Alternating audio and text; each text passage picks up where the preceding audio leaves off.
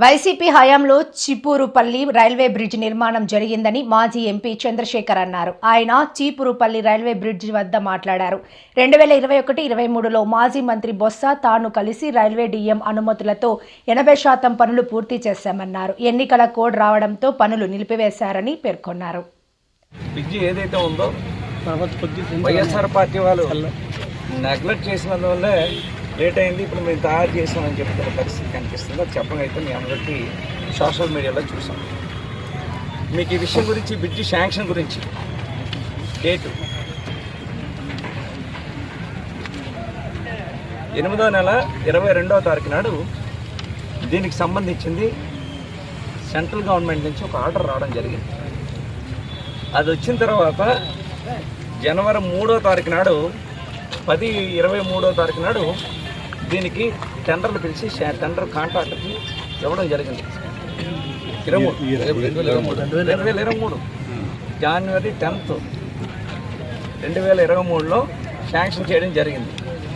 దానికి సంబంధించి విధి విధానాలు ఏమేమి ఉంటాయంటే జనరల్గా దీనికి సంబంధించినంత వరకు కూడా ముందు దీనికి హిస్టరీ కూడా మీకు తెలియాల్సిన అవసరం ఉంది. ఇది ఆల్ ఆఫ్ సడన్గా ఒక పారాదీప్ బ్రిడ్జ్ ఏదైతే కొలాప్స్ అయిపోవడం వల్ల దీన్ని 20 టన్నులు 30 టన్నులు లారీలు సడన్గా మరి పాత బ్రిడ్జి మనది ఏదైతే అగ్రహారం బ్రిడ్జ్ ఏదైతే ఉందో పాత బ్రిడ్జి ఉందో ఆ బ్రిడ్జి మీద నుంచి రావడం వల్ల సడన్గా రైల్వే వాళ్ళు అనౌన్స్ చేశారు, మేము బ్రిడ్జిని క్లోజ్ చేసేస్తాం, ఒకవేళ ఇదైతే రన్నింగ్ అయితే మట్టుగా బ్రిడ్జి పడిపోతే కనుక బ్రిడ్జి క్లోజ్ చేసేస్తున్నాం అని చెప్తే ఇమీడియట్గా ఆల్ ఆఫ్ సడన్ మరి ఎవరికి నోటీస్ కానీ వితౌట్ ఇంటిమేషన్ లేకుండానే అది వాళ్ళు బ్రిడ్జిని క్లోజ్ చేయడం, గట్టర్లు వేసి ఇలాగా వెహికల్స్ హెవీ వెహికల్స్ రాకుండా చేయడం జరిగింది. వెంటనే హెవీ వెహికల్స్ రాకుండా చేస్తూ దానికి సంబంధించినంత వరకు కూడా 108 వాహనం కూడా వెళ్ళలేని పరిస్థితి లేదు.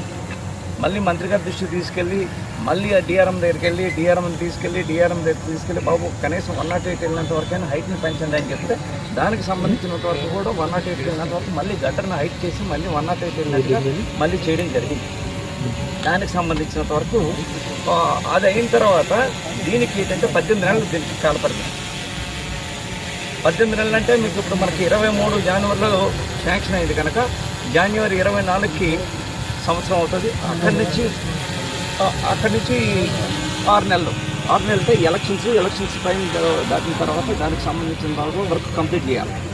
వర్క్ కంప్లీట్ చేయాలంటే దీనికి సంబంధించినంత వరకు హెవీ లోడ్ ట్రాఫిక్ ఫిట్ అవ్వడం వల్ల దీనికి సాయిల్ టెస్ట్ చేయడం అనేది మాన్యువల్ సాయిల్ టెస్ట్ చేయాలి.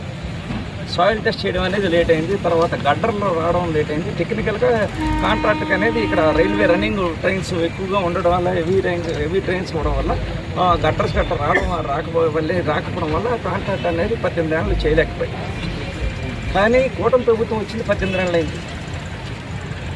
ఎంతవరకు కూడా కూటమి ప్రభుత్వం కూడా చేయలేకపోయింది. ఎంతవరకు కూడా 18 నెలల్లో కూడా కూటమి ప్రభుత్వం చేయలేకపోయింది. మేము ఏదైతే ఆ వేళ శాంక్షన్ చేసామో 12,90,97 లక్షలు ఏదైతే మేము శాంక్షన్ చేసామో ఆ శాంక్షన్ డబ్బులే ఇవాళకి వర్క్ అయింది.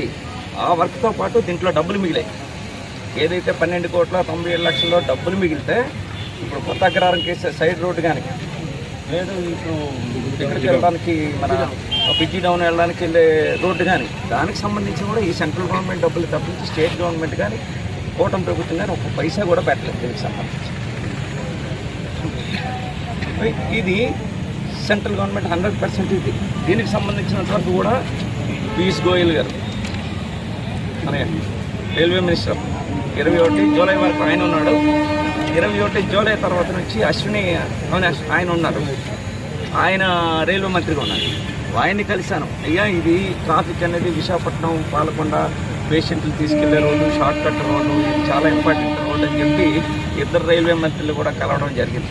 కలిసిన తర్వాత దీనికి సంబంధించినంత వరకు డిఆర్ఎం అని స్పెషల్ ట్రైన్ తీసుకొచ్చాను. వాళ్ళకి డిఆర్ఎంకి సంబంధించిన ఏదైతే ట్రైన్ ఉంటుందో ఆ ట్రైన్ తీసుకొచ్చి ఇక్కడ ఆపించి అర్జెంటుగా ఇది నాకు బ్రిడ్జి చాలా అవసరం అవుతుంది, ఇది కట్టకపోతే చాలా ఇబ్బంది ఉందంటే ఇమ్మీడియట్గా ఆయన శాంక్షన్ చేసి ఆయనే ట్రైన్లో వచ్చి అవేళ ఫొటోస్ కూడా నా దగ్గర వీడియో కూడా మీకు వైరల్ అవుతుంది అనుకుంటారు. దానికి సంబంధించి డిఆర్ఎంని తీసుకొచ్చి ఫొటోస్ ఉన్నాయి నా దగ్గర. డిఆర్ఎం తీసుకొచ్చి డిఆర్ఎం అవేళ నేను అనంతం అందరూ ఉన్నాం. వెళ్ళి డిఆర్ఎం గారికి చూపించి ఇది పొజిషన్ అని చెప్తే డిఆర్ఎం గారు తప్పకుండా నేను తొందరగా శాంక్షన్ చేశారు, తొందరగా పనులు పూర్తి చేసినట్టు చేస్తామని చెప్పి అప్పుడే డిఆర్ఎం గారు చెప్పారు. దాన్ని పూర్తి చేసేది కూడా మేమని చెప్పి తెలియజేస్తాం. అంతేకాదు ఈ రైల్వే స్టేషన్ సంబంధించి ఫుట్ఓవర్ బ్రిడ్జ్ గతంలో మనకి రైల్వే సంబంధించిన ఫుట్ఓవర్ బ్రిడ్జి కంప్లీట్ అవ్వకపోతే ఫుట్ఓవర్ బ్రిడ్జిని కూడా తీసుకొచ్చి ఫుట్ఓవర్ బ్రిడ్జిని కూడా మరి దాన్ని ప్రారంభోత్సవం చేసి చీపురుపల్లి ప్రాజెక్ట్ శాంక్షన్ చేసి, అంతేకాదు ఇవాళ అమృత భారత్ కింద ఇవాళ చీపురుపల్లి కానీ బొప్పులు కానీ తీయడం యొక్క ట్రైన్లో స్పెషల్ వాయిన్ ట్రైన్లో వచ్చినప్పుడు తీసిన ఫోటో తీయడం కోసం మాట్లాడి అమృత భారత్ కింద చీపురుపల్లి బొప్పులు, అలాగే కొత్త వలస, పార్టీపురం, బొప్పులు, సాల్ట్, ఇవన్నీ ట్రైన్స్ను కూడా 149 కోట్ల రూపాయలతోని ఆధునీకరణ చీపురుపల్లి రైల్వే స్టేషన్స్ అన్ని చీపురుపల్లి కాదు ఆధునీకరణ కోసం అమృత భారత్ కింద తీసుకొచ్చాం 23లో.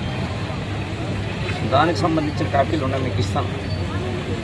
అమృత భారత్లో శాంక్షన్ అయిన కాపీలు కూడా ఉన్నాయి, మీకు ఇవ్వడం అయితే జరుగుతుంది. అమృత భారత్ శాంక్షన్ అయింది 149 కోట్లు, దాంట్లో చీపురుపల్లి అవుతుంది, బొబ్బులు అవుతుంది. చీపురుపల్లికి సంబంధించినంత వరకు కూడా దానికి ఇప్పుడే కడపకు కూడా ఫోటోలు పెట్టి కంప్లీట్ అయింది.